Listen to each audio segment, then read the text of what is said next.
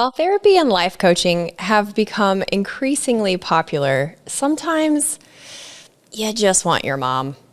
My next guest recognized this need when she moved to an area where almost no one seemed to be over 35.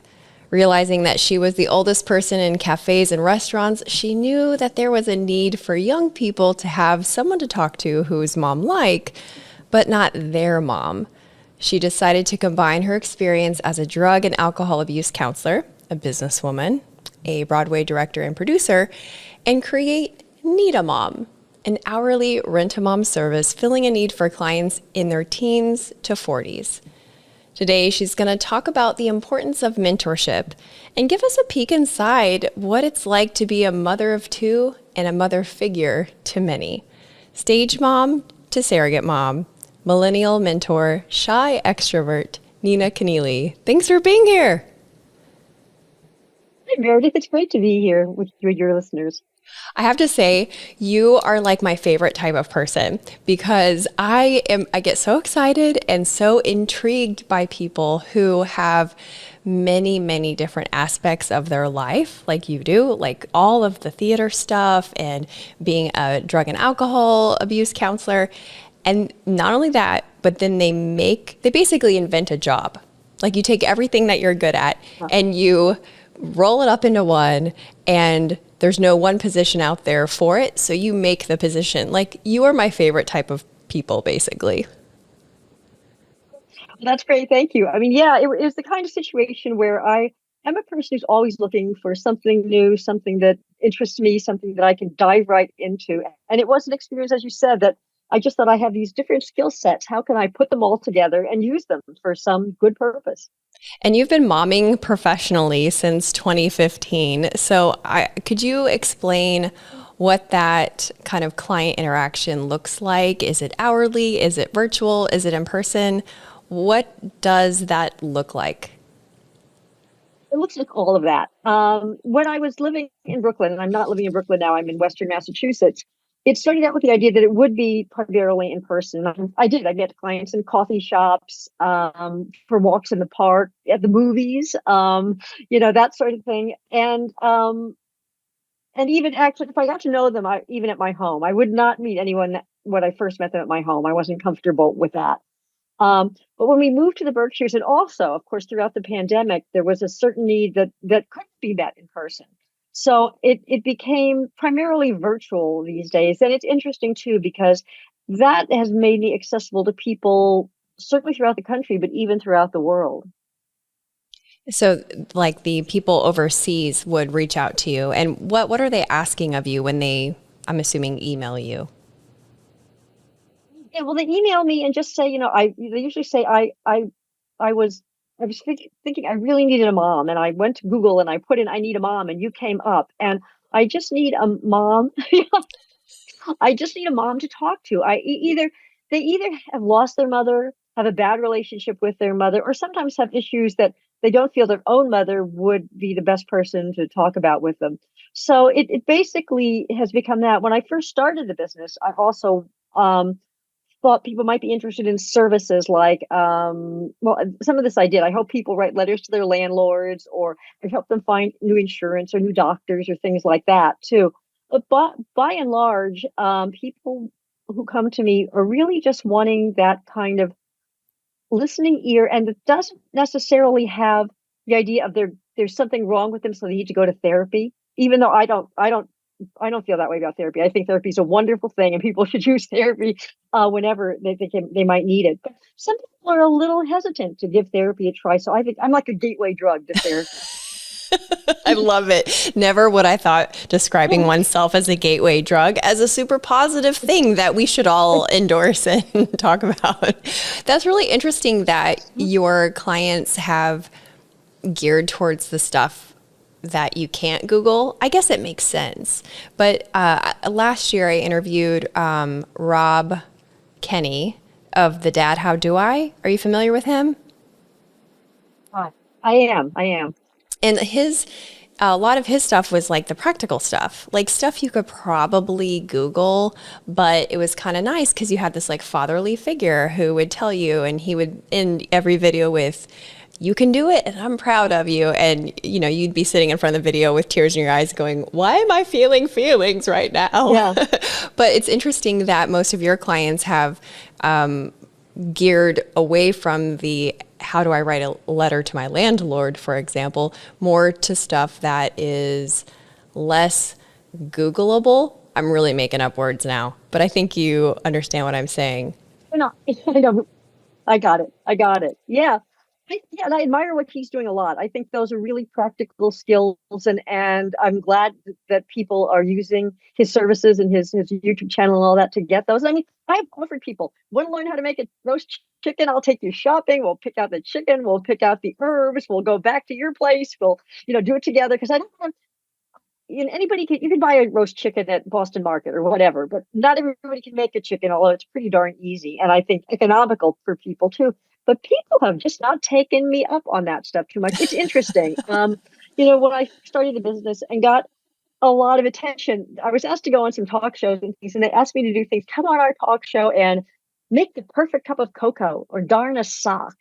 And I gotta say, I was really resistant to doing that because I didn't want to perpetuate the stereotypes of that's what mothers are there for, to make you cocoa and darn your socks. Sure they are, but I wanted this service to have a more I guess a slightly more serious intent to it. Not that learning to do things isn't serious, but I felt that I didn't want to just go into that tropes of look, this is what mommy does. Tropes. Yeah, that's a good way to describe it. Well, it sounds like it hasn't because I think the magic of mothers is not what they do for you, but it's how they make you feel. Kind of like I said in the intro, like you can Google all the stuff and you can go to therapy and you can even get a life coach, but sometimes you just want a mother figure. And when I was thinking about like people that I've met like over the years who really could have used you. I thought most about young military wives, and their spouse is active duty, and in the case of the real people that I'm thinking of, they have young children under 3, and they're so overwhelmed. They got married really young at 19 or 20. Now suddenly they're a wife. They're a military wife, which is a whole nother thing. And they're trying to run a household and they're, trying to navigate all these things, and they don't have a mother figure to help them. Have you ever had a client like that before? Not a military wife, but absolutely. I mean, I feel a real kinship to that. When I had my 2 sons, I was living far away from where my mother lived. I actually had no friends. I had been living in New York, and my husband had a house in Connecticut. And we used to go back and forth a lot. But when we had our first child, I was staying in Connecticut a lot, and he worked most of the time, and he worked a lot. And I was like, I kept thinking about that. I would have killed to have somebody. I'm not killed, but so grateful to have somebody who came Yeah. over and just held the baby while I took a shower, or well, let me take a walk around the block and get some fresh air and just talk to me about that little that rash that the baby has, and reassure me. So yeah, I have done that, and I do that with some friends too, just because I have I remember how hard that is. It's so hard to be a young mother without great supports. So yes, I guess there's a little bit of need a grandma in there too, but I feel more like I'm supporting the mother than the infants at that point. That's true. That's a very good point. And it kind of speaks to the importance of that multi-generational mentorship. And especially for young adults, because you go through high school being told where to go, what time to be there, what to do next. And then all of a sudden you graduate and you're expected to have, a direction and expected to have all these skills and expected to have a plan. And it's just, it's kind of laughable. Do you think that personal mentorship is important in every decade of life, or is there more of a need for it in that, post high school 20-year-old decade? Well, certainly, I think there's a big need for it in 20s and 30s, especially so many young people these days come out. They have spent so much effort just, getting their grades good enough to get into college, and the extracurricular activities and the AP classes and the everything else. And then they get out and they're trying to find a job in a competitive job market in many fields. And and then figure out how to, have a life and a job at the same time. So there's a lot of, and they missed some of them, not all of them, but a lot of young professional kids have missed the practical skills like how to do laundry or how to make that chicken or how to balance their checkbook, all that stuff, because they've been so academically focused. So they need help navigating the whole world in a way. But yeah, I mean, I can say to you now, as I got older, it was very helpful for me to know even older women who had, gone through that phase of life who could help me navigate what's coming next. So it doesn't surprise you when you get there. So I think, I don't know, I believe that, and I think women are really good at mentoring each other in different stages of life. I think it's a skill, not every woman, of course, but many women have really good skills in wanting to help other women succeed in whatever they're doing at whatever phase of life they're in, and like to share their experience and wisdom. Women are pretty, as you know very well, women are inveterate sharers. That's so true. I think community is our default, right? Like when I have a Yeah. I have a problem, I will go, and it's like not a problem always, but maybe I have like a new thing that I'm exploring. Let's use plants as an example because that's a real example. Like I am Yes. one of those people that in the course of 2020 and 2021, my plant problem became quite severe. And I'm not one to just buy a living thing and, let it die. And so I want to take care of them. So where do I go? Facebook groups. I'm going to find a couple of Facebook Yes. groups. I'm going to find Reddit, and I'm going to ask questions and post pictures and cheer other plant moms on. I mean, it is a little, Fantastic. Yeah. it's kind of ridiculous, but it's also not, because it's very practical. And you're right. It's, I think, something, I don't know, like, God was like, here's your uterus, and here's this really weird need to always share everything you have with another person, including what shampoo you're using. Like, it's just built in. Yeah, well, especially, if you've made mistakes, if you've killed off your plants or your hair's turned green at some point, don't want that to happen to other people. You want to share, what you've learned through mistakes, so other people don't make the same mistakes. I think that's a great way of looking at it. Have you noticed, or I should say, what have you noticed as far as characteristics, strengths, and differences from young people today compared to like when you were raising your kids and maybe when you were coming up? Is there anything notable? Oh, sure. I mean, and this is you've probably done or will do programs on this. I mean, the pressures. This is very serious from social media and the way kids compare themselves and what they have and don't have and how they look and don't look and all those sorts of things. I mean, even when my kids were coming up, they were still the age where we finally got one, computer, and it was in the den, and nobody had phones in their room, and yeah, and so you really were just like you. I fooled myself into thinking I was monitoring what they were doing. Of course, they got away with a ton of stuff anyway, because that's what kids do. Right. But I do feel that the constant being on screens, and I'm as guilty of it as anybody now, does there's much that it enhances in our lives, what's accessible to us on the internet and those sorts of things.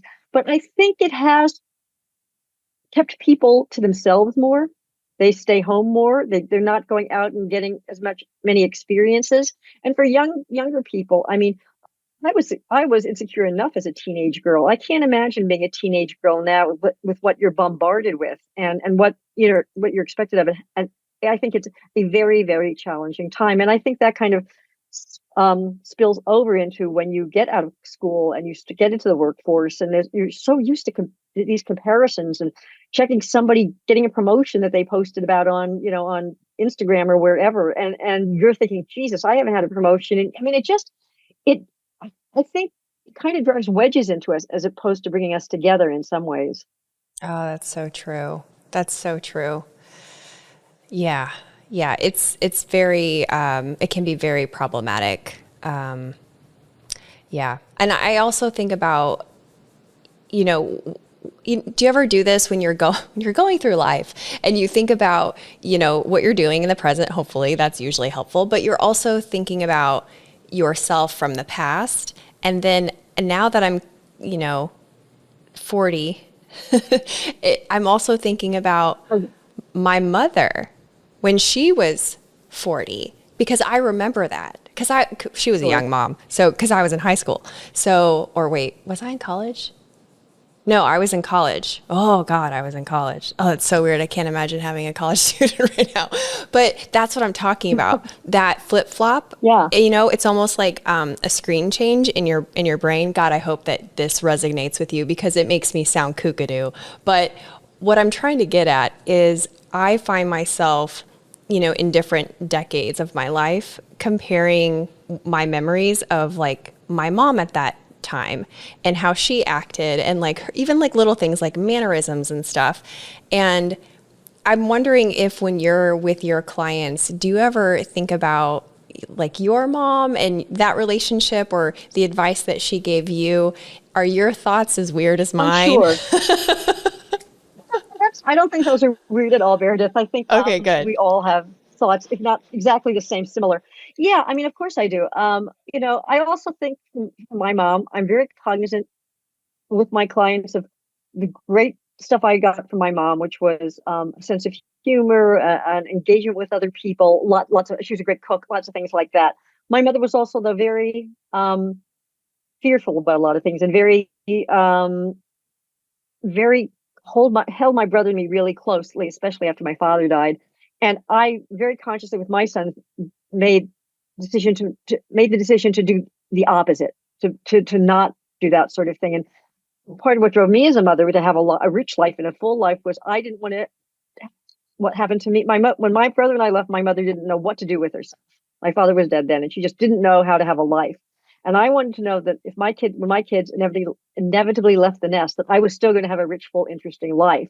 So I was very conscious of that from the get go. And I feel that with my clients too. One of the things I can do with my clients that a traditional therapist can't do is I can be a little forthcoming. I can disclose information about my relationship with my mom. If I had an issue, if the client is having an issue with his or her mother that's similar to something that happened to me, I can say, yes, that happened to me, and this is how I dealt with it, or this is how I should have dealt with it.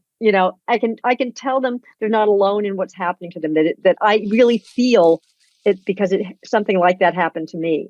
So, and I think that can be very, I don't know if comforting is the right word, but reassuring anyway, that these issues, these problems you're having, yeah, they come, but they can also go too. There's a way to deal with them, to make them better, to to either save your own self or to redefine your relationship with your parents, which I think is also a very important goal of young adulthood. Also for parents to redefine their relationship with their children, equally as important. How much percentage of your conversations with your clients are like this, like what you're describing, more on an interpersonal level? Almost all of them. Almost all. Navigating those And, relationships. That's interesting in light of what you said about the social media. yeah, yeah. And I think there is a correlation between that. I haven't thought long and hard about exactly what that is, but people, there's an essential human need to communicate, to tell your story to somebody. And for somebody, sometimes the best thing I can do is just listen and acknowledge that I'm listening. And you were talking about before, one of the things that's meant the most to me is at the end, sometimes of talking to people, they go, I'm so glad we did this. I feel so much better. I didn't even understand. I just feel so much better. Thank you. And I'm so gratified by that I can help anybody feel a little better about what they're going through, even for a little while. That's, that's as rewarding a thing as I can come up with right now. I could definitely see that. What advice would you give to yourself, your 20-year-old self, if you could? Oh, wow. Um, it's funny. My initial answer was be braver, but looking back, I was pretty brave given where I came from and what I was doing and the generation I was from. I think maybe I was brave, but I would take more risks. I think I would tell myself to take some more risks. And what advice do you give to parents now for raising this generation of young people? Well, it depends on, I mean, different ages. I mean, I concentrated mostly on like young adults, and my advice for parents of young adults is very simple. Someone once asked me if I would do a book proposal about a book of tips for parents of young adults, and I said, well, sure, I'll give it a try, but it's going to be a really short book. And they said, why? And I said, because it's basically going to be the advice is basically going to be, if you're asking yourself whether you should butt to your child's life or butt out of your child's life, unless it's a life or death situation, my answer is always butt out. Let let let I like what teenagers do too. Let them take responsibility for their actions. Don't let them get away with stuff. Don't make it too easy for them. I think the way to build strong, resilient adults from children is to give them a sense of who they are and a trust in them to learn from their mistakes and let them make not dangerous mistakes, but some mistakes that they have to address and move forward with. I think that's pretty solid advice. I am curious with every, a career that you've had, multiple careers, overlapping careers, and now this really cool Need a Mom service. What's next for you? Do you have your next career already picked out, or is it a different evolution of the mom service? Well, I don't, the, maybe a different evolution of the mom service, but I do use those talents now. I'm involved with a mentoring steering committee at a community college. We set up retirees with students at community college, and that can be any age. They can be, late teens, early 20s, up to like adults going back to school, mentors to help them navigate the work-life balance situation and all that. So that kind of is a continuation of what I'm doing with this. There's a colleague and I here in the Berkshires are talking about, and we'll do this very slowly if we do it. We're talking about trying to do a podcast about some of the interesting people who in the past decade or so have moved up here and why they moved up here and what they're doing. Because I find this gentleman and I find that there are a lot of really fascinating people living here kind of under the radar. Some of them are under the radar. Some of them are doing really interesting things. We have a neighbor who's a Vietnamese artist, chef, farmer, and he's doing all sorts of interesting stuff. So we'd love to talk about him. I mean, I like you, I think. I like searching out people doing interesting things, exploring, pushing their boundaries, trying stuff.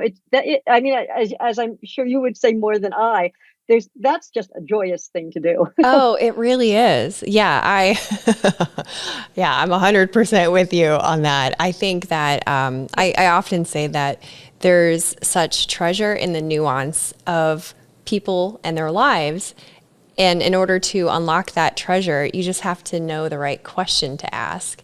And thankfully, podcasting is such a great platform by which to ask those questions and then share it with everyone. Questions. For sure, for sure. So when you said interesting people, that made me think of one last question before we sign off. I'm curious to know the most interesting or strange requests that you've received in your mom business that you entertained. Oh my I know goodness. you've gotten some that you have turned down. Yeah, there are some I have. There's some I have turned down. I mean, the ones I turned down are probably the most amusing and entertaining, as a matter of fact. Because the ones I do are pretty, they're pretty straightforward.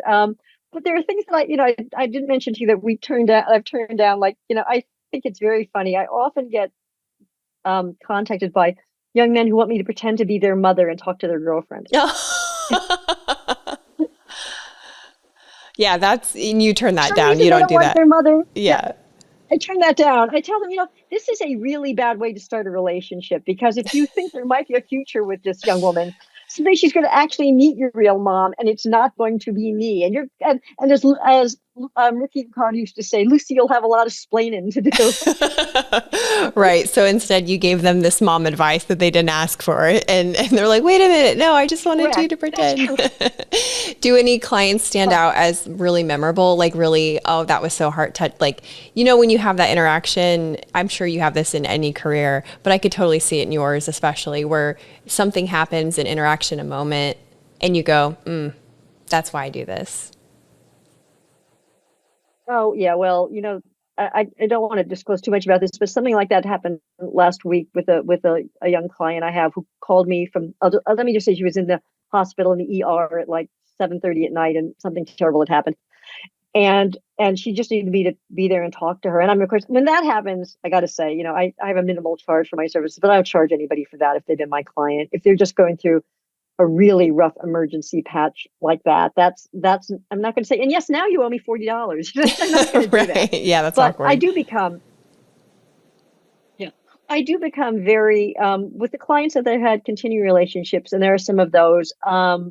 It's it it transcends just the client professional relationship. There's a deep caring and a deep honoring of the trust that's been engendered through that.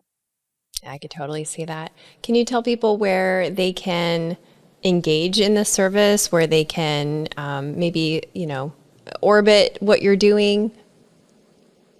Sure, thank you. There's a website. It's www.needamomnyc.com. You can also find me as Need a Mom NYC on Facebook and on Instagram. And I think that's about it right now. Well, that's perfect. Thank you so much for this. This was great. A pleasure, Meredith. Thank you so much. And I know Mother's Day is coming up, so to all the mothers out there, please have Happy Mother's Day and enjoy the time with your kids. Yes. Happy Mother's Day. Hey, you're still here. Thanks for watching. If you love breaking free from the algorithm to explore curiosity, join me each week by hitting subscribe and the bell for new upload notifications.